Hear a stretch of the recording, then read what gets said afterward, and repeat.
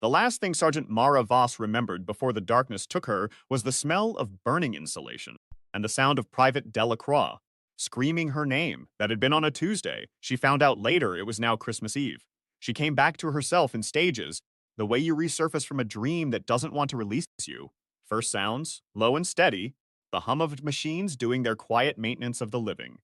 Then sensation, the smooth press of hospital linen, the tug of a line in her left arm, the particular weighted stillness of a body that has been horizontal for longer than it chose.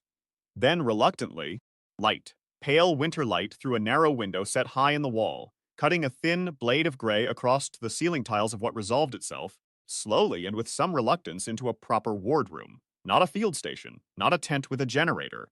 Somewhere with plaster walls and a corridor outside and radiators that ticked and expanded in the cold and the distant institutional smell of disinfectant and overbrewed tea. She tried to sit up. Her body explained, in considerable and patient detail, why that was not going to happen without negotiation. Hey, a voice from the chair beside the bed.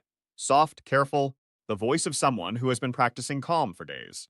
Hey, don't, wait, here, hands on her shoulders, firm but gentle. She let them ease her back down, which was less about trust than about an honest assessment of available energy. She turned her head and found a face she recognized. Corporal Ines Furrock, 23 years old, 4.5 years in service, possessed of a stubbornness that Mara had always privately considered one of humanity's finer traits. Farrick's hair was loose, unusual. She was meticulous in the field, and there were shadows under her eyes that had the settled look of 2 days without proper sleep. She was still in uniform, but the uniform had the rumpled quality of something slept in. She had a half-eaten mince pie on the bedside table. Someone had made a loop of tinsel and thumbtacked it crookedly above the door. The crooked tinsel somehow made the whole situation feel more honest than anything else. How long? Mara said. Her voice came out the way gravel sounds when you're scraping it off a surface. Farrick poured water from a jug on the stand. She'd had the jug ready, Mara noted, which meant she'd been sitting here waiting for a while, and offered it. 8 days, she said. You took shrapnel from the secondary blast. Significant shrapnel. They operated twice. The first surgery lasted 6 hours. She paused and watched Mara drink. It was touch and go for the first 3 days. The water tasted like metal and like continuing. Mara finished the cup. Farrick refilled it without being asked. Delacroix, Mara said. Fine. Broken arm, 4 cracked ribs. He's 3 wards over. He asked about you every day. Chen. Farrick's jaw tightened, the specific tightening of someone holding a thing in place. Chen didn't make it. Mara pressed the information down into the internal space where it would stay until she had the capacity to carry it properly.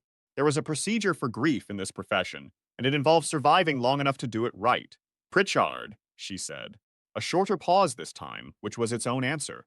No, Farrick said. She closed her eyes for a moment. Thought about Warrant Officer James Pritchard, 41 years old, 17 years in, a man of methodical and quiet habits who kept a small notebook in his breast pocket and always had something edible somewhere on his person, because he'd said once that hunger made decisions worse, and decisions were the thing most worth protecting. She thought about his youngest kid who drew faces on everything. She thought about him as she had last seen him, checking a perimeter junction with his characteristic thoroughness, crouched over a connector box, the overhead lights of the forward installation, making him look smaller than he was. All right, she said.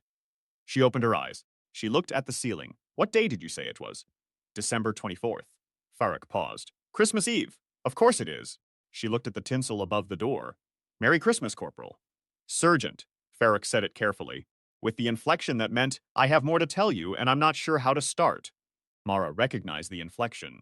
She'd learned it the same way you learn most useful things, which is by receiving it enough times that you can read the shape of it coming. Go ahead, Mara said. The Guinevere probe, Farrick said. The deep space mission they launched last month.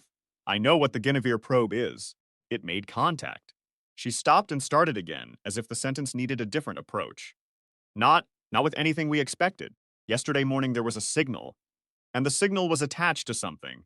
Something in the telemetry that followed the probe home. Farrick looked at the window.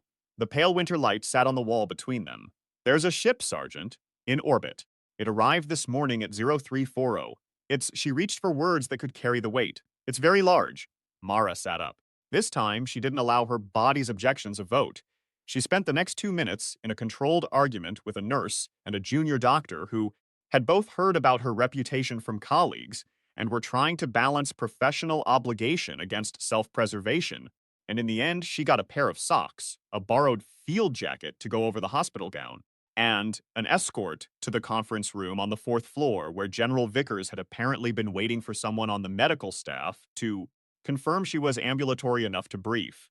Vickers was 61 years old and had the kind of face this experience builds rather than gifts. A face that had grown into its authority the way trees grow into their shapes, slowly and under pressure, with the grain going in sometimes unexpected directions. He looked at her bare feet. The socks hadn't materialized yet, and chose not to comment. She appreciated that about him more than she'd have been able to explain.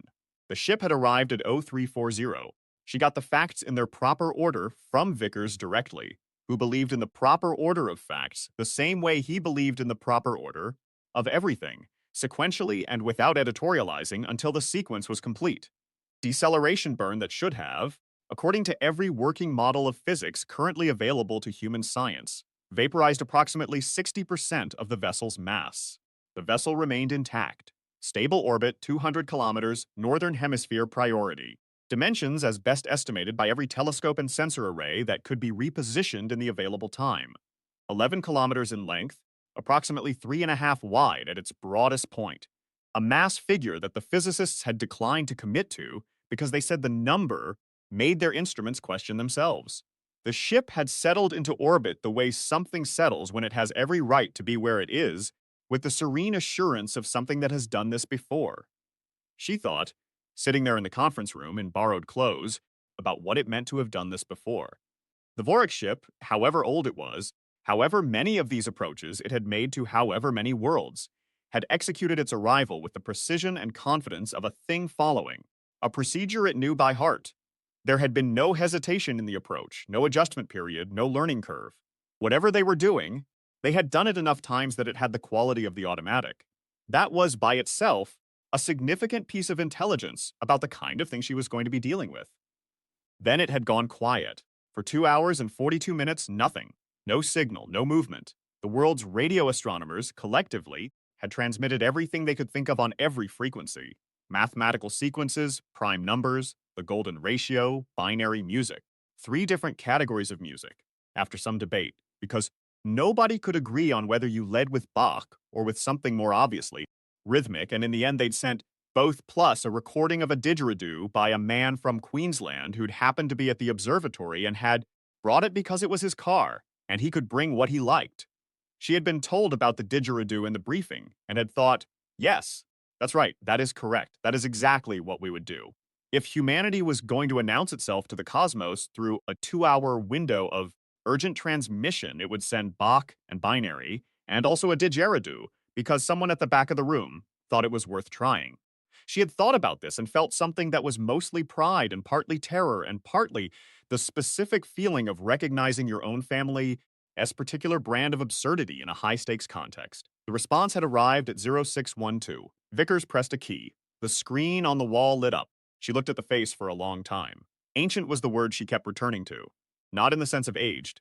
It didn't look frail, didn't look reduced, but in the way that stone is ancient or deep ocean water. Something with a relationship to time that was simply different from her own. The skull was elongated, adding perhaps a third more volume behind the ocular line than a human skull carried, the cranium ridged in repeating patterns that might have been structural or might have been meaningful.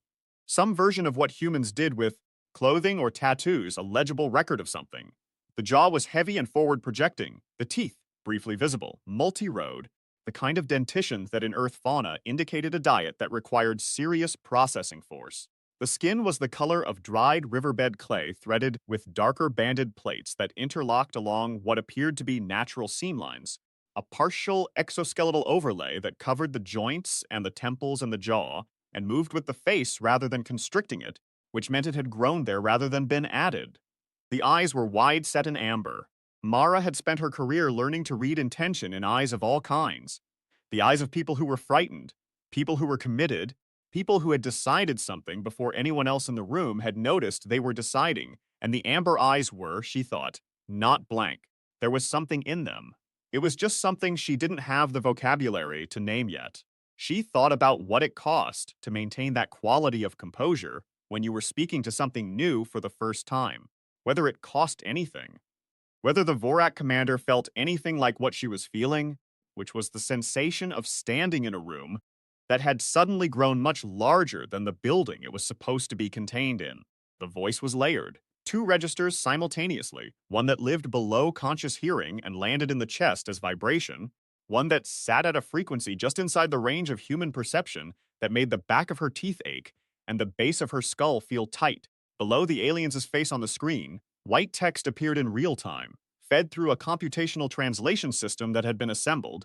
General Vickers explained, with the calm of a man describing an engineering achievement under extraordinary pressure, in the 12 hours since the ship's arrival by the combined effort of approximately 40 of the world's best computational linguists, working from nothing but the probe's telemetry data and the structural grammar embedded in the signal itself. She thought about those 40 linguists. She thought about what that room must have looked like. 40 people who had spent their careers on things that usually mattered only in the slow time of academic scholarship suddenly needed urgently, badly right now, the way you need someone who spent years learning a skill that never seemed immediately practical until the specific moment when it was the only skill that would do. She thought about that as a data point about humanity, that they had those 40 people, that somebody had thought at some point that studying the grammar structures of non-human communication was worth funding, worth doing, worth the years of careful work that produced the ability to do in 12 hours what should have taken years. She thought about all the things she was glad they'd done for reasons that hadn't yet announced themselves clearly, and then she stopped that line of thought because it ran long, and there were more immediate things to focus on. The text read, "We are the Vorak. This world is ours by right of claim. You will surrender 1/3 of your number as indentured labor, or we will release the frequency, and you will throw yourselves into the void. We have been watching your noise for 30 of your cycles. You are noticed. You are claimed. Respond." Mara read it twice. "The frequency," she said. Vickers pulled up a secondary screen. The data on it's organized in the way data gets organized when the people doing the organizing are very frightened and working very fast. Dense. Functional. No graphics. Just rows and rows of event logs and location data. At 0700, 43 minutes after that transmission, we began receiving reports simultaneously from every populated continent. People carrying blood factors A positive and O positive, approximately 31% of the global population, entered a synchronized trance state. He scrolled through the log. They stopped what they were doing.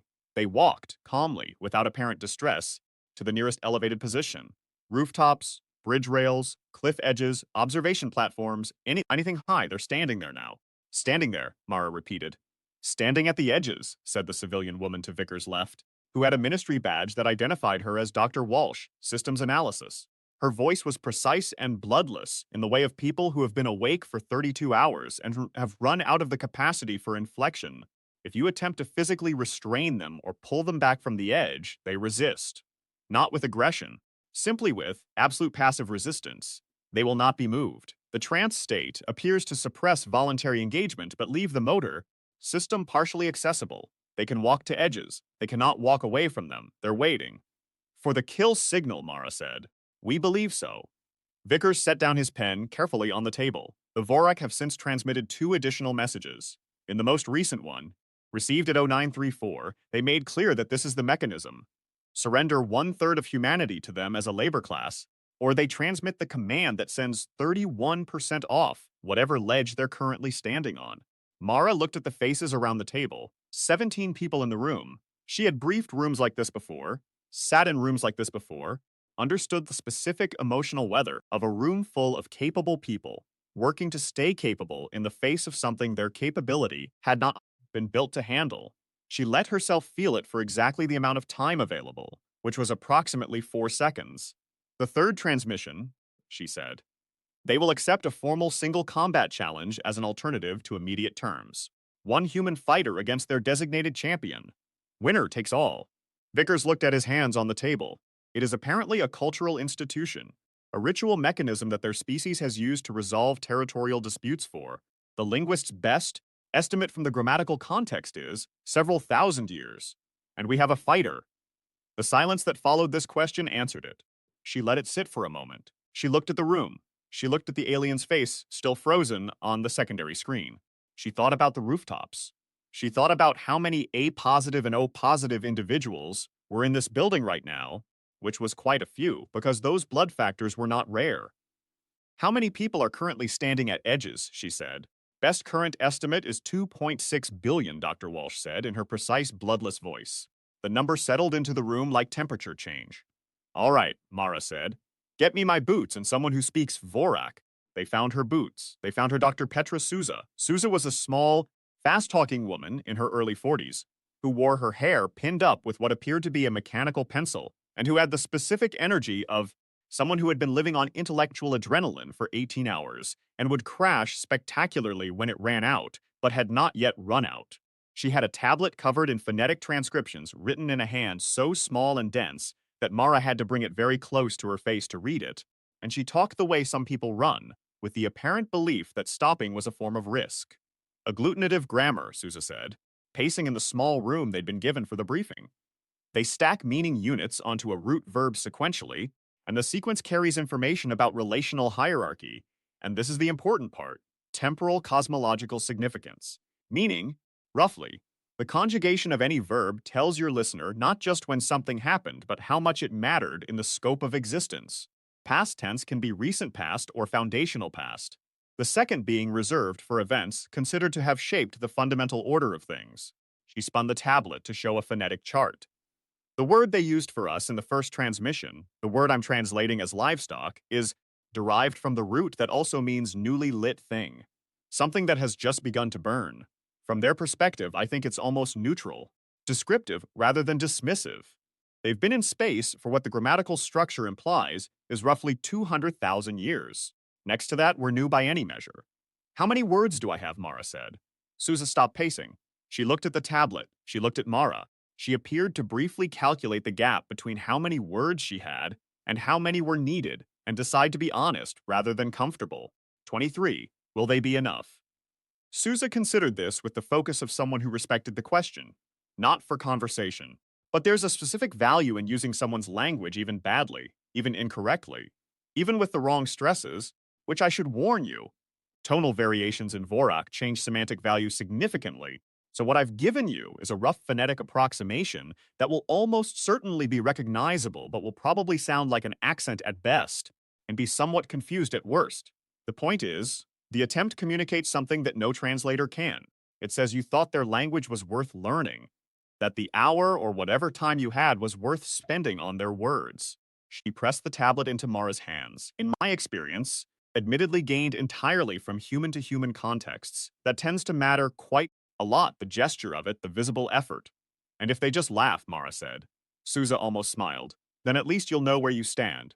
The shuttle was a retrofitted orbital insertion craft, military grade, no comfort concessions, 3 flight crew plus Mara and Farak, who had not been authorized to come and who had gotten on board anyway with an expression that dared anyone to argue the point, and nobody had, because Farak was like that, and also because everyone in that hangar was dealing with several other things simultaneously. The crew were professional and quiet, the ascent was mechanical and loud, and the pressure changes did things to her cracked ribs that she filed carefully away in the part of her mind where she kept the information that would matter later and did not matter right this second.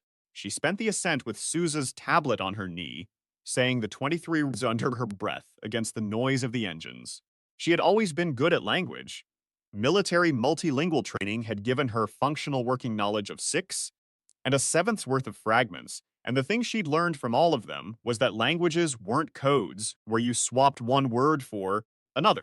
They were systems, each one a different way of cutting up reality into manageable pieces, each one reflecting what the people who built it thought was worth having a word for. The Vorak language, from the 23 words she had, seemed to cut along lines of relationship, scale, and the weight of things in time, everything located relative to everything else, everything calibrated for its cosmological importance. She thought about how English cuts reality differently. English is impatient. It likes short words, quick transactions, the shortest route between saying a thing and having said it. English grew out of a culture in a hurry, she'd always thought, a language built for trade and argument and instruction, for people who needed to communicate across a harbor in the rain. It had borrowed freely and prolifically from every language it encountered, which some people thought was a weakness, and she had always thought was the most characteristic thing about it. It found a useful word in someone else's system and took it, which was less theft than recognition. That's a good word. I want that. We didn't have one quite like it. She wondered if the Vorak borrowed words, whether a civilization 200,000 years old had encountered enough other species to have taken their useful words and kept them. Whether there was somewhere in the Vorak language a loan word from something that had been new once, a long time ago, that they'd found interesting enough to keep. She said the 23 words again, paying attention to the tones. Souza had been painstaking about the tones. The lexicon was entirely tonal in its semantic differentiation, which meant the same phonetic sequence could carry 4 or 5 completely different meanings, depending on pitch contour, and Souza had color-coded the transcription to help, using blue for rising, red for falling, green for level, yellow for the complex falling then rising contour that appeared in the four's most formal register words. Mara worked through the yellow words with particular care. They were the ones that mattered most in context, Souza had said. The formal register was the register of challenge and combat and binding negotiation, the register that the Vorak took seriously. She practiced them until the shuttle broke cloud cover and the stars came up. The first sight of the ship from the porthole stopped everything else. She had done the preparation she did for every situation that required preparation. Information gathering, briefing, physical and mental readiness. But there is a category of experience that preparation can equip you to handle without being able to make you ready for it, and the first sight of something 11 kilometers long sitting in a sky you grew up thinking was, yours fell cleanly into that category. She pressed her hand against the cold porthole glass and looked at it. It was not moving. It was simply present, the way mountains are present, not performing presence but simply manifesting it. The scale of it overriding the usual frameworks she used to locate herself spatially. She could see detail from this distance, which told her something about the scale. The structures on the outer hull that resolved from this distance as shapes, the variations in the surface material, that from 2 kilometers away were going to be visible as specific design choices or modifications, the long sections that were darker than the rest and that she suspected were the oldest parts, the original material the rest had grown outward from over centuries. She thought about how old a ship had to be before it looked like that. How many generations of whatever the Vorak equivalent of a crew was had lived and worked and died inside it, whether it had a name, whether names mattered to them. She thought about Guinevere, floating somewhere ahead of them through the dark, still transmitting its signals home. What it must have looked like on the Vorak sensors, this small human-made thing, moving carefully through the void with its onboard cameras and its radio arrays, doing exactly what its builders had hoped, which was look interesting to anything that might be watching. It had been interesting to something that was watching, that something had followed it home. She wondered if the probe had any idea. She thought probably not, and found, oddly, that this seemed right.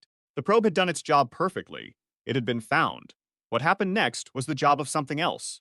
The shuttle began its approach, and she took her hand off the porthole glass and went back to the 23 words. She found herself wondering what it was like to be a species that had existed long enough that most events felt small against the background. What it was like to look at every new thing and see it against 200,000 years of context. She looked out the porthole. The sky was darkening, violet, then deep navy, then the clean black of real space, and then the ship. She had known intellectually that 11 kilometers was large. She had held the number in her mind and done the spatial comparison and understood it as a fact. The actuality was different from the fact. The actuality was the way the ship ceased to be a ship and became a terrain, a geography. You stopped looking for the edges of it and started looking at it the way you look at a landscape, in sections, in detail, without the ambition of taking the whole thing in from any single angle. Up close, it looked lived in, not designed and built and occupied in the orderly way that human engineering was designed and built and occupied, but accumulated, added to, and modified, and scarred, and repaired over a span of time that had bent the original shape into something that was more a history than an object. There were structures on the outer surface that had no obvious mechanical function, rising and repeating geometric formations at irregular intervals, the kind of thing that might be decorative and might be structural and might be a form of record-keeping that she lacked the context to read.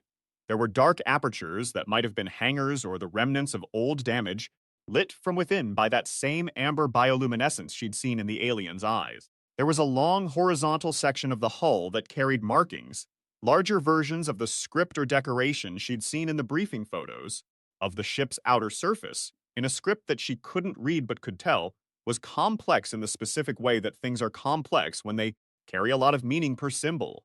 The docking was mechanical and impersonal. The shuttle's collar locked against the hull with a sound she felt through the deck plates. A hatch opened. Light came through it. Amber, slightly too warm for comfort, not unpleasant. On the other side were three Vorak, and the first fact about them, before anything else, was their size. The photographs and the footage had given her dimensions, but dimensions on a screen still left the body unprepared for the reality of standing inside a space occupied by something that large.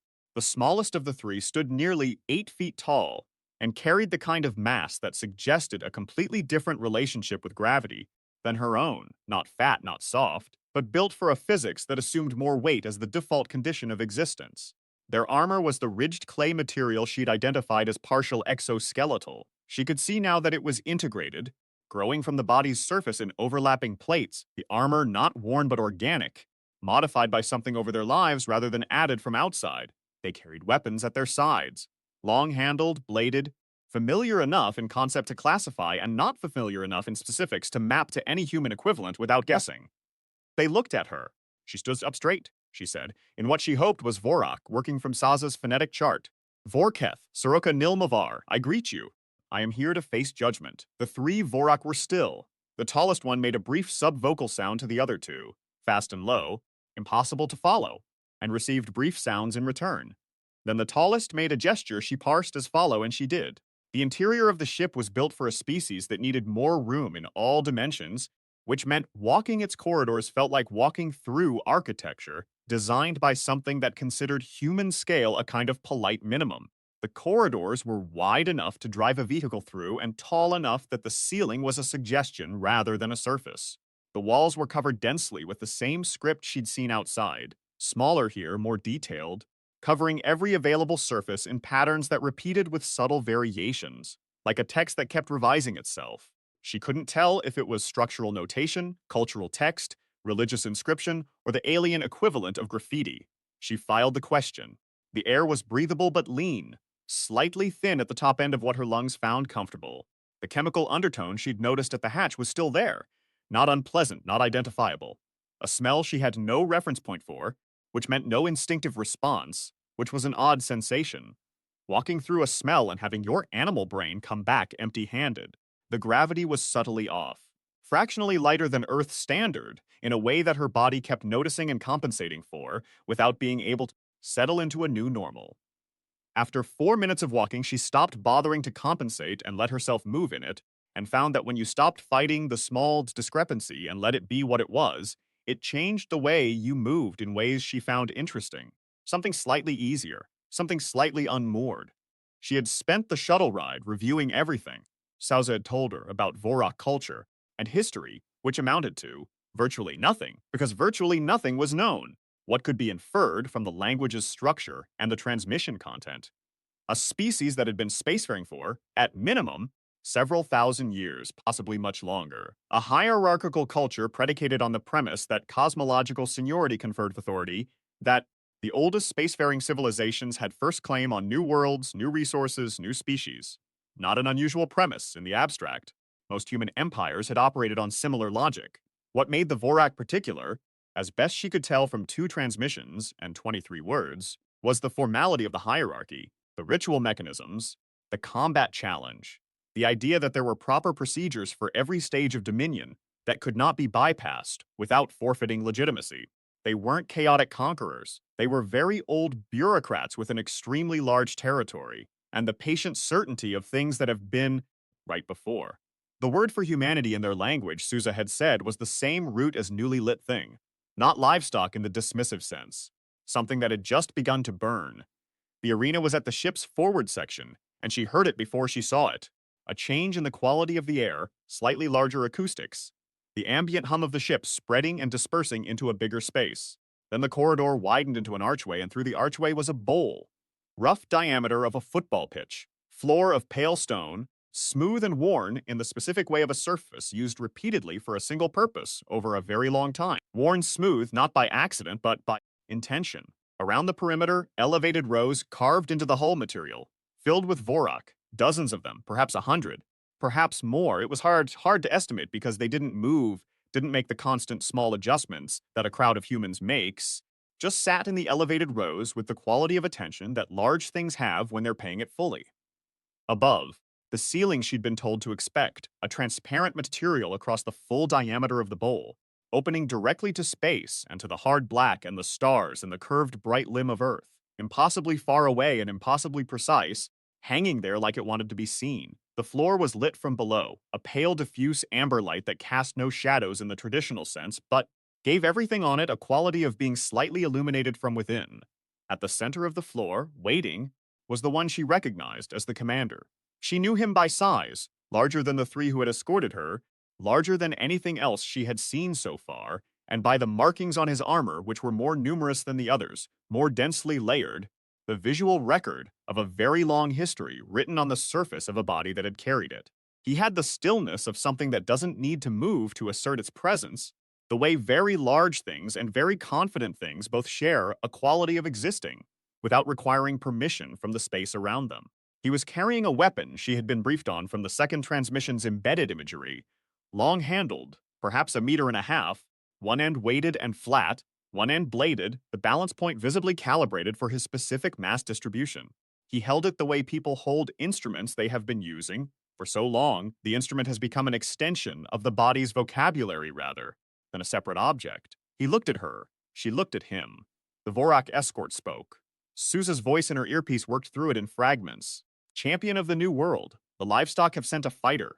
Combat to decision. Winner takes all. The terms already stated. She heard released from claim for one turning of the outer planet and did the mental arithmetic she'd done twice already.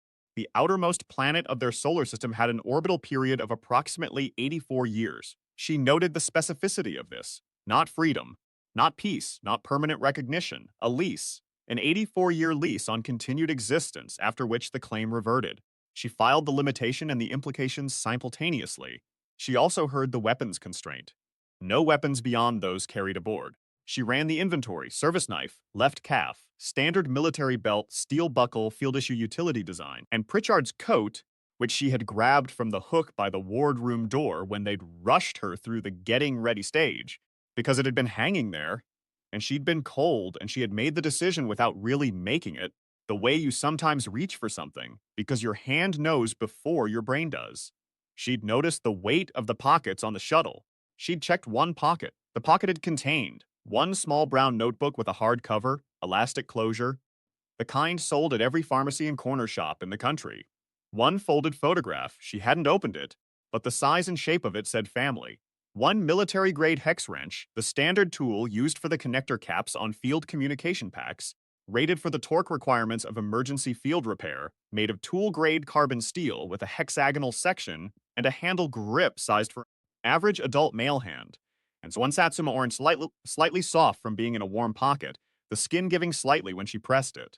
Someone had drawn a small, crooked smile on it in blue biro. She'd put the Satsuma in her right coat pocket. She had not analyzed why. She had simply put it there and moved on. The Vorak commander stepped forward. She stepped forward. Between them, the pale stone floor stretched wide and smooth and very old. Above them, earth hung in the dark. He spoke. The earpiece gave her, "You are small. This is an insult to our ritual." "Yes," she said in English, because she didn't have the words in Vorak for what she wanted to say. "I've been hearing something along those lines a lot today." He may not have understood the words. He may have understood the tone. His amber eyes narrowed fractionally, and he made a brief sound in his chest, not quite a vocalization, more like an adjustment, that she chose to interpret as acknowledgement. She had learned to read the full range of what acknowledgement could mean in a career spent in rooms full of people who disagreed with each other, and she didn't need a translation to understand that acknowledgement didn't mean agreement. It meant, I am choosing to proceed rather than to object, which was fine. That was what she needed. He came at her very fast. She had been expecting fast. She had modeled fast. On the shuttle, turning the combat parameters over in her mind with the focused calm that preparation required. But the model and the experience shared a relationship somewhat like the relationship between a weather forecast and weather. The shape was recognizable. The specifics were not. The speed was different from expected not in degree but in quality. Fluid, efficient, the movement of something that had been trained to fight for longer than she'd been alive.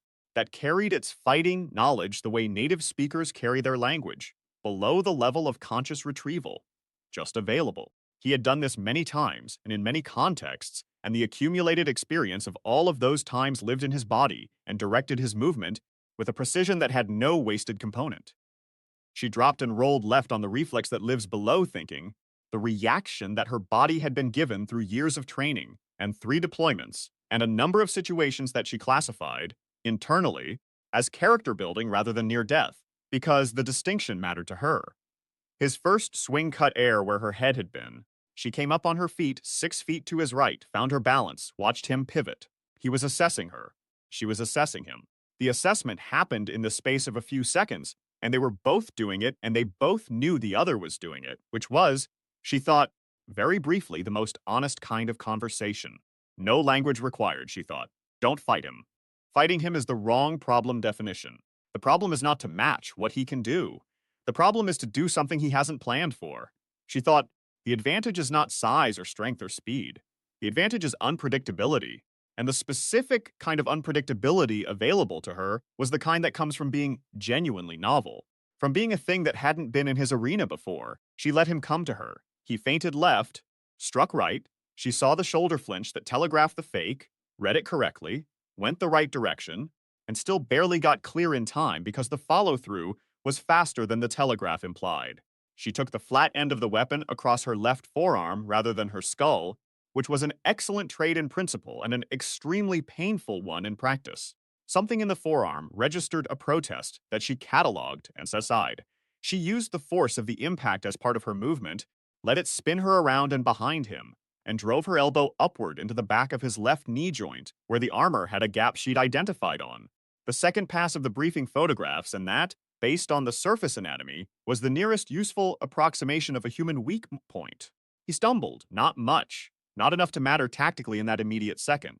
But he stumbled, which meant the joint wasn't armored all the way through, which meant there was information to work with. A sound moved through the assembled Vorok in the elevated rows, low, brief, with a texture she couldn't parse. She noted it and didn't take her eyes off him. The next 6 minutes were a different kind of intense than she had words for. She took a hit across the ribs that she assessed honestly as having cracked at least 2 of them, and possibly a third. The specific quality of the pain was familiar enough to calibrate, and decided that ribs were a reasonable price for what she got in exchange, which was a position closer to him than she'd have gotten otherwise. And from that position, she opened a shallow cut on his forearm with the service knife. The cut was not significant medically. It was significant informationally. She wanted to know how he processed being cut, specifically whether it triggered a rage response or a recalibration response. What she saw was recalibration. He processed it as data rather than insult. That told her something. She made him chase her across the floor in 3 different directions in rapid succession. This was not strategic in the conventional sense. She wasn't getting away from him. She couldn't outrun him over distance. But she was getting away from him in short bursts and changing direction in ways that forced him to recalibrate between each direction. And what she was watching for was not whether she was faster, but whether the recalibration was expensive. Whether it cost him anything to process a path that didn't match his prediction. It did. Not much. But something. She filed it. He caught her with a backhanded strike on her third direction change, coming from an angle she hadn't fully accounted for, and the impact was substantial enough that she went across the floor on her side and came up on one knee, with her vision doing that particular gray, edged thing it did when the body was reevaluating whether this was survivable. She could taste copper. Her left arm was responding incorrectly from the earlier impact. She did the full inventory in the 2 seconds she had before he crossed the floor. Ribs minimum 2, probably 3. Left arm possibly a fracture, definitely a significant impact injury. But cut above her right eye she'd barely noticed until now. Functioning. Yes. Degraded, significantly. She was winning nothing. She was losing slowly, which in the circumstances was the best available version of not yet losing. He walked toward her. He was not rushing now, which was its own data point. He had completed his assessment of her. He knew the arithmetic. His weapon was loose at his side and his posture had shifted, very slightly, but the kind of shift that means someone is already beginning to orient themselves toward a completed thing rather than an ongoing one. She recognized it the way she recognized closing time. He was already beginning to frame the communication of victory to the watching crowd. She stood up. He stopped. She could see him recalculate in real time, the amber eyes processing the fact of her. Upright, battered, blood on her face, arm wrong, moving slowly but moving, absolutely not done. She watched the process of it in his eyes and she thought, briefly, this is the thing, not the fighting, this specific moment. This is the thing he hasn't put in his model. I don't speak much of your language, she said. Her voice was steady. She had made it steady by pure will, which was a skill she developed over years of situations where steady mattered more than comfortable. Dr. Souza gave me 23 words. She drilled one of them into me specifically. She said it was the word that mattered in your culture above almost any other. I want to use it correctly, so I'm going to be careful. She reached into her left coat pocket. Her fingers found the hex wrench and closed around it. She left it there for now. She said, in Vorak, carefully, with every bit of the tonal precision she'd practiced on the shuttle, the word that Souza had identified as the closest approximation of I have not yet decided to stop. The arena went still. Not quiet, it had been quiet. This was different. This was the stillness of attention, completely focused. The specific quality of silence that means something that was ambient has become foreground. She couldn't read the Vorak faces around her, didn't have the vocabulary for their expressions yet, but she could read stillness. Stillness was universal. Stillness means the word landed. He came at her again, and this time it was different. Not softer, no less force, no less precision, but different in intention. She had moved out of the category of concluded thing and into the category of ongoing problem, and his body language reflected the recategorization. He was engaging with her now rather than completing her, which was a specific shift she felt rather than saw, and it made her more dangerous because it meant he was present rather than already elsewhere. She gave him the next 4 minutes of everything she had ever learned, and the things she appeared to be inventing in the moment, and one or two she might have borrowed unconsciously from situations she'd barely survived and filed under too close. She moved around his weapon rather than away from it when she could, using the angles of the arena floor to create approach vectors he had to work to.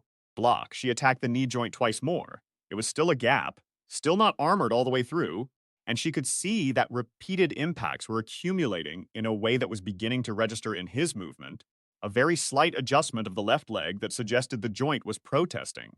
She took 2 more significant impacts, one to the already damaged ribs that made her breath stop for a second that felt much longer, and one to her right thigh that would be spectacular bruising in 48 hours, and was currently a white noise pain she refused to let direct her decisions. So the last sequence ended with her on one knee, her service knife extended, and his weapon stopped approximately 18 inches from her head. They were both breathing harder than either of them had been at the start. The amber eyes were very close. Up close, the bioluminescence in them was not a single color but layered. Amber at the front, something deeper and cooler behind it, like looking into something with depth. She registered, briefly, that she could no longer feel her left hand reliably, that the 3 ribs were making themselves known in a way she didn't have the bandwidth to manage actively, that the cut above her eye had been bleeding long enough that she'd need to blink the left eye specifically, which was an inconvenience she filed alongside all the other inconveniences currently competing for her attention. She also registered that he was breathing harder, that his movement had the very faint quality of compensating.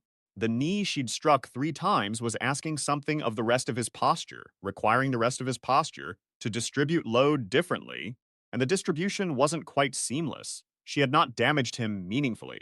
She had accumulated detail on him, and some of that detail was starting to compound. She thought about all the fights she'd been in that had looked, from the outside, like she was losing. She had a history with fights that looked like she was losing. Her instructors at basic training had called it aggressive patience, which she had thought at the time was either a compliment or an insult, and had since come to understand was both. You don't always win in the first engagement. Sometimes you win in the 5th engagement of the same fight because you've been paying attention in engagements 2 through 4, and the person across from you hasn't understood yet that you were taking notes rather than simply surviving. She had been taking notes. She knew the shoulder telegraph by now. She knew the slight hesitation before the feint, a fraction of a second where the decision tree made its choice, and the body received the instruction. She knew the knee would bear about 70% of what it had borne at the start, before it became something he had to manage, consciously rather than automatically, and conscious management was expensive, and expensive was what she had been making herself. He raised the weapon for the decisive blow. She watched his shoulder. The shoulder telegraphs everything. Her whole adult life, every fight she'd been in, every combat assessment she'd written or read or given, the shoulder tells you where the commitment goes before the body has committed.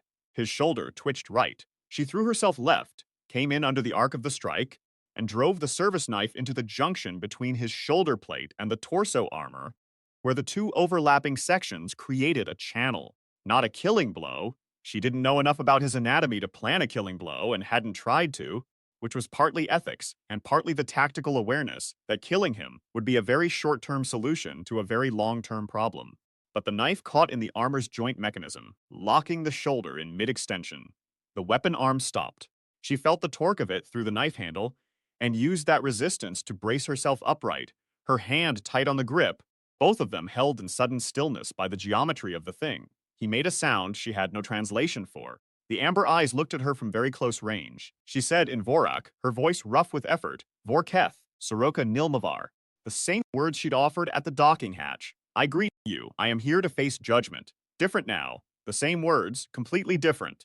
The way a phrase becomes different when it arrives at the end of something, rather than the beginning. She watched his face. She watched the amber eyes do something she couldn't fully name, a reorganization of whatever was behind them. Not surprise in the human sense, not the wide-eyed shock of the unexpected. Something more like the expression you'd have if a calculation you were very confident in returned a result that required you to go back and check your premises, something that meant, this is not what I predicted. He lowered the weapon arm slowly. The joint of his armor grounded the knife blade as the arm descended. She felt it through her hand. He lowered it until the weapon touched the floor, and then he released it. He did not drop it. He placed it down. There was a difference in that, a deliberate difference, a formal one, and the sound that moved through the crowd in the elevated rows told her that the difference was understood and noted, and that it meant something specific in the context of the ritual she was inside of. She released her knife. It stayed in the shoulder joint. Her hand was shaking. She looked at the shaking hand and let it shake because the shaking was true, and pretending otherwise would be disrespectful to what she'd just spent the last 10 minutes doing. A formal sequence followed. A Vorak official of some kind moved to the center of the floor and spoke at length. Sousa's voice in her ear assembled fragments of it into rough meaning. The challenge is decided. The champion of the new world has satisfied the terms of contest. The decision is binding. The Vorak commander straightened. He looked at her for a long moment, that full amber stare, the one with depth behind it, and said something that Sousa translated as, you fight like something that does not know it has already lost. She thought about that. She thought about what it was meant to communicate, and what it actually communicated, and whether those two things were the same. Yes, she said, that's about right. He turned. He walked to the far side of the arena, and the assembled Vorak moved and parted around him, and Mara was left standing alone on the pale stone floor, in a coat that belonged to a dead man, with her knife still in the alien commander's shoulder armor, and her left arm wrong, and her ribs in open revolt, and a set of impressions that were going to take a long time to sort into anything she could articulate. She became aware for the first time since the duel started of the accumulated inventory of pain. It had been there the whole time. She'd been aware of it the way you're aware of background music, enough to work around it. And now that the immediate requirement for its suppression was lifted, it came forward with some enthusiasm. She stood there for a moment. She became aware, with no particular reason beyond her hand, moving into her coat pocket on its own authority, while her brain tried to process and file and organize. Of the Satsuma, she took it out, she looked at it. The Blue Bureau's smile on the side of it looked up at her, crooked and small, drawn by someone who had wanted the thing to be friendlier, and had made it so with a biro. She pressed her thumbnail into the skin and started to peel it. The smell came up immediately, bright, acidic, absurdly vivid, the smell of every Christmas stocking, and every packed lunch, and every ordinary Tuesday that had ever existed. The most ferociously normal smell in the world. It hit her somewhere behind the sternum, in a way that bypassed whatever professional mechanism she usually used to manage things and went directly to the center. And she stood there in the alien arena under the alien stars with the smell of a Christmas orange in her hands, and she let it be what it was for approximately 4 seconds. Then she peeled it properly and ate one segment. The Vorak escort had come to collect her. The tallest of the three stopped and looked at the orange in her hand with an expression she had no reference point for. Want some, she said, and held it out. They did not appear to want some. She finished the Satsuma on the walk back to the docking collar, eating it segment by segment, and the walk was a long one through the amber-lit corridors past the dense script walls. And it was the strangest walk she had ever taken in her life, which was saying something. What she did not know yet was what was happening below. At 0621 Christmas morning, 12 minutes after the Vorak commander placed his weapon on the pale stone floor, the blood frequency cut. On rooftops and bridge rails and cliff edges and observation platforms across every populated continent, 2.6 billion people blinked, looked around, found themselves standing in cold air at the edge of things, with no clear memory of walking there and no clear understanding of why they were where they were. They asked, in 140 languages, variations on the same basic confused question, which amounted to, how did I get here and why is it so cold? And is that a city below me? Emergency services worked through the night and into Christmas morning. Injuries from the confusion of the break, people who'd been standing too close to an edge when the trance released, people who'd been standing for hours in sub-zero temperatures and had hypothermia, small children who had been unable to call for help, elderly people with existing conditions who had stood for hours without medication.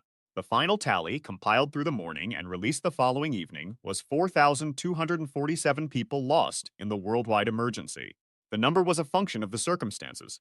A third of humanity, standing at edges, released simultaneously into cold and confusion.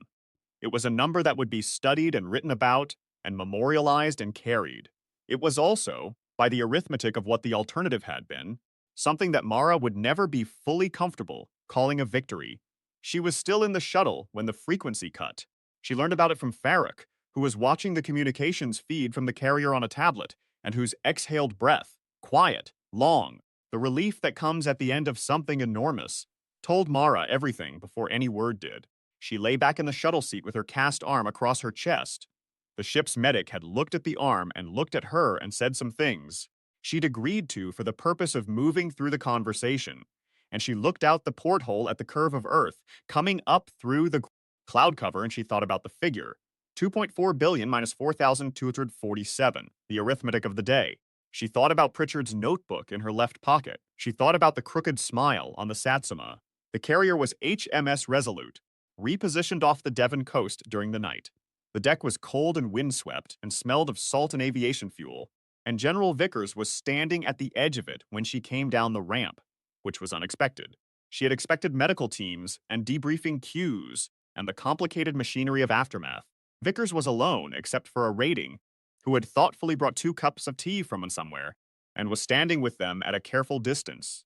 She walked to the general. She was listing slightly. Her boots felt very far from her feet. He said, "The ship is leaving." She looked up. She couldn't see it from where she stood, but she knew where it was in the sky. "I know." "Well done, Sergeant." She accepted that. She didn't know what to do with it fully, so she accepted it and put it somewhere to process later, along with Pritchard and Chen and 247 names she didn't know yet. He told her about the rooftops. He told her the number and the full account, and she listened to all of it without looking away. When he was done, she said nothing for a moment, just held the number against the other number, and didn't let either one cancel the other out. "Get to medical," he said. "I will." She paused. "What's the minister doing?" He looked at her sideways. "Why do you ask?" "Because I noticed the third transmission mentioned Torchwood, and I know what Torchwood is, and I noticed nobody in the briefing room said anything useful about what it has available." Vickers was quiet for a moment. "Get to medical, Sergeant. I'll find you when there's more." She got to medical. He found her 6 hours later, as it turned out, when Farrak came to the bay with a look that Mara had been watching for, without knowing she was watching for it, the particular expression of someone who has information that the person they're talking to is not going to receive easily. Minister Claire Donovan ran Threshold, the strategic defense initiative that most people in Mara's professional world knew by that name rather than its official one. Its mandate was threat assessment and mitigation, which in practice meant it was the organization that had spent 15 years quietly preparing for the question that nobody in the public record wanted to be seen preparing for. It had 3 programs in operation. 2 of them Mara knew about. The third one, called the Cradle Protocol, she knew of as a name attached to briefings she'd been 2 grades below at attending, a shape in a sentence rather than a detailed understanding. The Cradle Protocol was a directed energy weapon, built from 11 years of salvaged non-terrestrial components, recovered from 4 incident sites around the world, 2 ocean floor recoveries, 1 high-altitude debris field, One controlled excavation that the Ministry of Defense had spent 3 years telling the public was an infrastructure project. The weapon was installed on a suborbital platform. It had been calibrated. It had been maintained. It had never been tested against a live target. Its theoretical output, based on the physics of its components and the models built around those components, suggested it was capable of generating a coherent beam sufficient to cause significant structural damage to a vessel of the Vorak class at orbital ranges. At 8:47 Christmas morning, as the Vorak ship cleared Earth's gravity well and entered the transition zone between captured orbit and free space as it was in every operational sense, leaving, Minister Donovan authorized the cradle protocol. The beam took 4 seconds to reach target distance. The aft section of the Vorak ship, approximately what Mara, mapping the geometry from her shuttle observations, estimated as the engine quarter, disintegrated. The flash was visible from the Devon coast. From the carrier deck, the duty watch described it as a second sunrise. It lasted approximately 2.5 seconds, and then it was dark again, and the sky held nothing where the ship had been, and the sensors confirmed what the eyes told them. The Vorak ship was gone, not retreating. Gone. The Vorak ship did not return fire. The Vorak ship did not return at all. Farrak told her all of this in the medical bay in a flat, careful voice, and at the end of it stood quietly, with her hands still in her lap while Mara looked at the ceiling. The medical bay was quiet around them, except for the ship in the Atlantic outside the hull. The minister's statement, Mara said, issued at 0930, necessary assertion of sovereign defense capability. The government is standing behind it. Prime Minister's statement was supportive. Joint press conference at 1100 has already been broadcast. Farrak paused. There's significant reaction. Internationally, people are divided. Mara thought about the Vorak commander placing his weapon on the floor. The formal deliberateness of it. Not surrender. She'd been clear-eyed about that on the arena floor, had understood that the word for what he'd done wasn't in her vocabulary because her vocabulary didn't quite cover it. Something more like, the terms of this contest are complete, and I acknowledge what the contest means. A formal statement in front of witnesses, in the language of a ritual that his culture had been using for however long 200,000 years contained. She thought about the amber eyes up close, the moment of recalculation she'd seen in them, and the thing that had replaced the surprise. The thing she'd spent the shuttle ride back trying to find a precise English word for, and that she kept returning to the word recognition for, in the specific sense of, I see you as a thing that is real in the same way that I am real. She thought about what Sousa had said, the word in the Vorak language for a species they took seriously, not feared, not dominated, recognized, engaged with as belonging to the same category of real things as themselves. She thought about the ship 11 kilometers long, full of living beings who had agreed to leave, who had engaged the ritual, honored the result, and turned their vessel outward. She thought about 247 people. She thought about 1/3 of humanity standing at edges. She thought about both things at the same time and did not let either one remove the other. She got out of the bed. It took 4 hours and 3 different escalations of rank, and the specific kind of personal persistence that is hard to train and impossible to fake before she was in a conference room on the carrier's command deck, on a live call with Minister Donovan. Donovan was trim and composed and had the bearing of someone who had spent decades inside consequential decisions. She looked at Mara across the screen with the attention of someone who had been told what happened in the arena and was not quite dismissive of it. Sergeant Voss, she said first, I'm informed your medical team has views on your current location.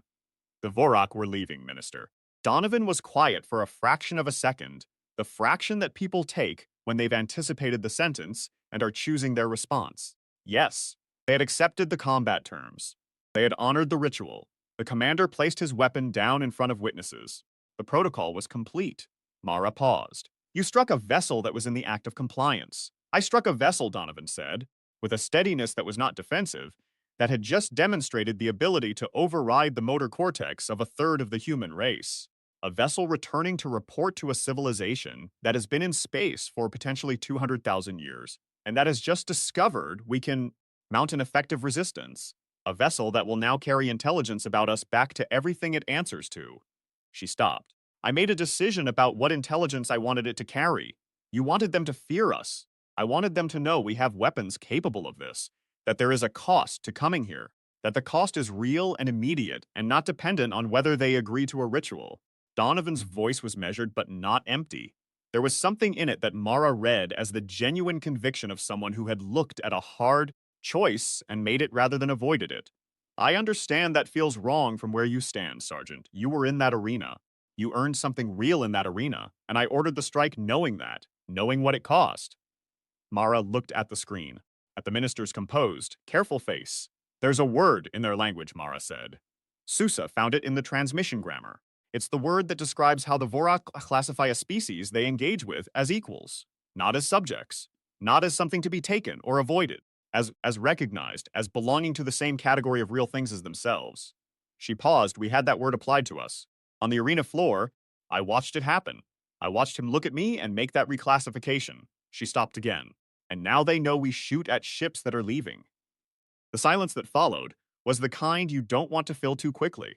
Donovan looked at her for a long time. Both things are true, Donovan said finally. You know that. I know that, Mara said.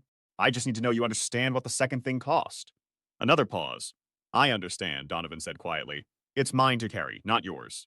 A breath. Get back to your medical team, Sergeant Voss. The call ended. She stood there with her cast, resting on the white table, and the gray walls around her, and the hum of the carrier and the Atlantic outside, and she thought, she is not entirely wrong. And she thought, neither am I. That was the world now. That was what this Christmas had made them. A species that the universe had noticed, that had stood at the edge of something incomprehensibly larger than itself and not stepped off, that had sent someone in a dead man's coat to fight for the survival of 8 billion people in an alien stone arena above the clouds, and that had won through the specific, characteristic, deeply human combination of refusal to stop, and 23 badly pronounced words and one soft Satsuma orange. And that had immediately done something imperfect and frightened and arguably both right and wrong simultaneously with the winning, which was so entirely like them that she could have written it in advance. Clean endings were for films. This was not a film. She went back to the medical bay. She lay down. She looked at the ceiling. Farrak had left a mince pie on the bedside table next to a pen, which meant Farrak knew her better than was strictly comfortable and had been planning for this. Vickers came that evening with a thermos and 2 cups and sat in the chair Farrak had vacated, and they drank tea in the way that people drink tea when they have been through something together that doesn't have a clean shape yet. Outside the porthole, the Devon coast was doing what the Devon coast does on Christmas night, lights strung along the cliffs in strings of gold and white, the dark sea below, the particular quality of cold, clear air that makes the lights more vivid by contrast. Through the blast door gap across the corridor, she could see that someone had put a fake Christmas tree on the window ledge of the communications room. It had a yellow star on top that was slightly crooked. She looked at the crooked star and thought about how deeply she appreciated the person who had put it there and taken the time to put the star on top, even though it would have been very easy to leave the top bare. The reaction to the minister's statement, Vickers said after a while. It's growing, internationally. Some people think she was right. Some people think what you did in the arena established a diplomatic precedent that the strike violated. Some people are making arguments she hadn't anticipated. Some of them are right on both sides, Mara said. That's an uncomfortable thing to say. It's an uncomfortable situation. She shifted against the pillow. She made a decision that came from a real place, real fear, real strategic logic, real knowledge that we're new and visible, and there are thousands of them out there, and we need every deterrent we have. And it cost us something real that we may be paying for in ways we won't see for years. Both true, simultaneously. He was quiet for a moment. The president of the Security Council has requested a briefing tomorrow. Several nations want to establish a first contact working group. Sousa's team has been formally seconded to a new unit. He turned the cup in his hands. It's starting, all of it. It was going to start, she said. Yes.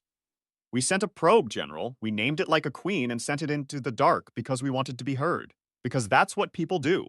They shout into the dark because they can't stand the possibility that the dark doesn't hear them. She looked at the ceiling. So we got heard. And now we have to figure out what kind of species we're going to be in a universe that has opinions about us. That's a large question for a person with 4 cracked ribs. 3, she said. The doctor says 4. The doctor wasn't on the ship. He almost smiled. It was a small almost smile, but she counted it. They drank their tea. The coast lights held steady in the dark below. Above them, the stars did what stars do, which was everything they had always done, which now meant something different than it had 48 hours ago, which was either terrifying or extraordinary or, most honestly, both. She thought about the probe again. Guinevere, they'd called it. 30 of Earth's years of watching, the first transmission had said. 30 years of listening to the noise of a new world. They'd been making noise for longer than 30 years. But for those 30 years, the noise had been strong enough to locate, strong enough to follow home, strong enough to attract something 11 kilometers long and 200,000 years old. She thought about all the people who had built Guinevere, the engineers and the physicists and the mission planners and the scientists who had spent careers preparing instruments that would work correctly in an environment no instrument had ever been tested in. The people who had argued at conference tables about the correct mathematical sequence to encode in its transmissions, whether to lead with prime, numbers or the Fibonacci sequence, or a simple binary count, whether to include music, and if so, what music and who had the authority to choose what music represented the species, which was an argument she suspected had been exactly as contentious as it deserved to be. The people who had stayed up for nights before launch watching weather windows and calculating corrections and running final checks on systems that were about to leave the last place where anyone could fix them. All of them had wanted to be heard. That was the point. Not conquest, not commerce, not any of the usual human motives that history associated with voyaging. The primary motive had been want to know and want to be known. The specific human need to establish that the void was populated, that the lights in the dark were not background decoration but addresses, places where something was, places that might be curious, as they were curious, about what else was out there. They'd been heard. She thought about the Vorak receiving the probe's signal, about whatever the Vorak equivalent of a radio astronomer was, sitting at the equivalent of a receiver array, catching the transmission and knowing what it meant. Newly lit thing, recently ignited, making the particular noise that newly lit things make when they first achieve awareness of the dark around them. Had it been exciting, mundane, a routine entry in whatever log the Vorak kept of such things? She had no way to know, but she knew what they'd done about it. They'd followed the noise home. That was its own kind of answer. She thought maybe that was the most honest version of first contact, not two species simultaneously encountering each other at full sophistication, as science fiction usually imagined it. Two civilizations of equivalent development meeting at the frontier and establishing formal relations. Maybe the honest version was always this: one old thing and one new thing, meeting at a vast asymmetry, trying to find the grammar that could hold them both. Maybe the grammar was what mattered. Maybe the whole project, going forward, for all the conversations to come with all the things that were listening to the noise of Earth in the dark, was finding the grammar. Was Sousa's 23 words, and then the 24th and the 50th, and the 500th, and the grammar that could hold them both. She thought we are not very good at that yet. She thought we are also extremely motivated, and motivation, she had learned, does a lot of the work that talent can't quite get to on its own. She thought about Chen and Pritchard and the Four, 247 names she didn't know yet, and she thought, the motivation is not in short supply. She picked up Pritchard's notebook from the bedside table, where she'd put it when they'd transferred her possessions. She picked up the pen Farrak had left. She opened the notebook to the first blank page and sat there for a moment with the pen above the paper. She wrote at the top, things that matter, sat with it for a while, wrote 23 words, the attempt.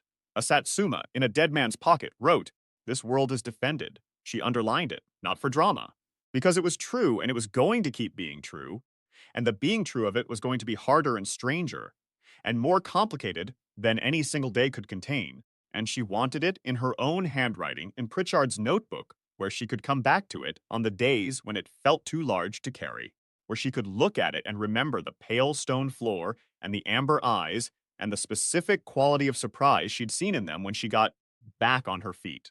She closed the notebook and lay back and let the ache in her arm, and the specific protest of her ribs and the dull insistence of her thigh all be true at the same time, which they were, and which she was not trying to pretend otherwise about.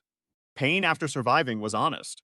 She had earned this particular collection of pains, every single one of them, in the place where they had needed to be earned. Outside the porthole, Christmas was fully happening in all its ordinary, irreplaceable, complicated human way. Families who had been standing on rooftops in trance states were calling other families to describe what they remembered and what they didn't. Emergency services were doing paperwork on something that had never had paperwork before. Children were asking parents about the light in the sky. Scientists were writing the first sentences of papers that would take years to complete.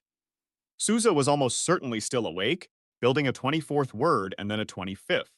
Delacroix was 3 wards over with his broken arm and his cracked ribs and his enormous relief, probably watching the television news and eating something terrible from the hospital canteen, which was exactly the right thing to be doing. General Vickers had gone back to the command deck. Farrak had finally been persuaded to find somewhere to sleep by the argument that she'd be more useful tomorrow if she had, which was the only argument that worked on Farrak. The carrier moved slightly in the Atlantic swell. The coastlights held steady on the Devon cliffs. The crooked star in the communications room window was still doing its level best.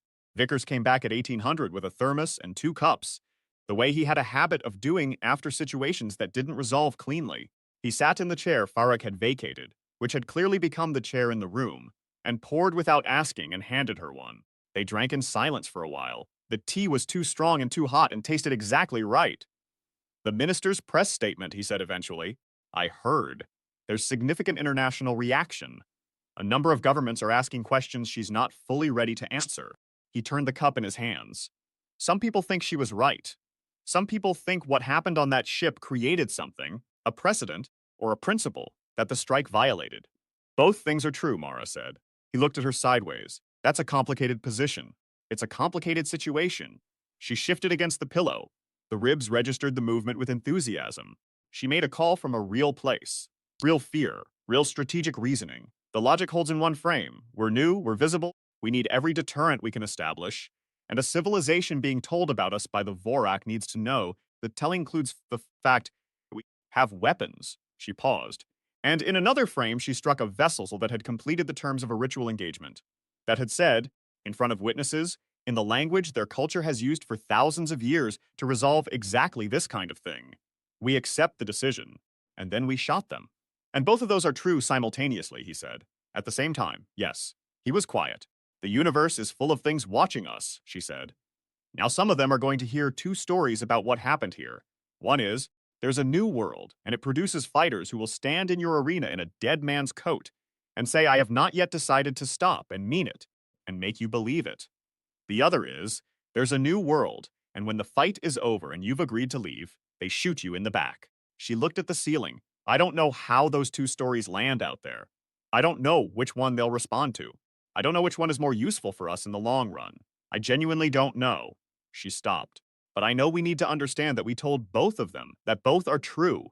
Vickers said nothing for a long moment. What do you need? He said. It was the specific question that good commanders asked when they ran out of better things to say, and she had always appreciated it because it was honest about the limits of command. Time, she said, to think about what kind of species we're going to be. That's above my pay grade, he said. Mine too, she said. Apparently, we're doing it anyway. He stayed until the thermos was empty. He said at the door without turning back. Good work, Sergeant, she said. Tell Sousa to make it 50 words by morning. He made a sound that was not quite a laugh but was in that direction, and the door closed. She lay in the medical bay, in the quiet of the ship in the Atlantic in the night, and she held all the things that were true at the same time, which was uncomfortable and was the honest condition of being alive in the world they now lived in. The world was not clean. The world was not resolved. The minister had done what she'd done, and the Vorak knew something about humanity, now that would matter in ways not yet visible. Somewhere out there, in the dark between the stars where ships 11 kilometers long moved between systems like the distances didn't matter, there were other things that had been listening to the noise of a new world. Things that had been watching the light of a planet that had just begun to burn. Things that would have opinions about what they'd heard about what happened here. Things that would have to be met, eventually. Each one a new set of words to learn, a new gesture to make in a new vocabulary, a new version of the question. Do you see us as real? She did not know how any of that would go. Nobody did. There was no way to know. That was the thing about the door being open that had previously been a ceiling. Once you knew it was a door, you couldn't unknow it, and that meant living in the knowledge that anything on the other side of doors could come through. But right now, on this specific night, in this specific porthole, there were lights on the cliffs and the stars overhead, and the smell of tea and mince pie and the antiseptic of a medical bay where she was alive and intact enough to have opinions about it. Somewhere below her, people were stepping down from ledges and going back inside and finding that the inside was warmer than they'd left it, that someone had left the kettle on, that the tree lights were still blinking, that Christmas was still happening despite everything it had competed with today. That was the thing about humans, she thought. You could not keep them off a ledge permanently. You could put them there and they would get down. You could knock them down and they would get up. You could spend 200,000 years in space and come to a new world and find that the small burning thing had sent a single soldier to the arena in a borrowed coat and would not, under any circumstances, admit that the fight was over. She thought, it will never stop surprising them. Every time she slept. In the morning, they would begin. In the morning, there would be the working group and the protocols and the arguments about what the minister had done and whether Sousa's team had a big enough budget and what Mara's testimony to the Security Council briefing would say, and 17 simultaneous international conversations about what first contact meant and who owned it and what rights derived from it and how you squared the ritual acknowledgement with the cradle protocol and whether 84 years was a meaningful time frame and how you prepared for everything the universe might send next. In the morning, all of that. But first, the coast lights, doing their small, steady work in the dark. The Atlantic indifferent and permanent and somehow exactly right outside the hull. The stars overhead, busy in the way that stars are when you have just learned that busy is the correct word for them. The crooked star in the communications room window. The notebook on the bedside table with 4 sentences in it, the last one underlined. This world is defended. And Mara Voss, sleeping. And the world, still here, still burning and loud and impossibly stubborn, exactly as advertised, shouting itself hoarse into the dark because it could not imagine not doing so, because that was the thing about newly lit things. They burned, and they were noticed, and they did not put themselves out. Still here,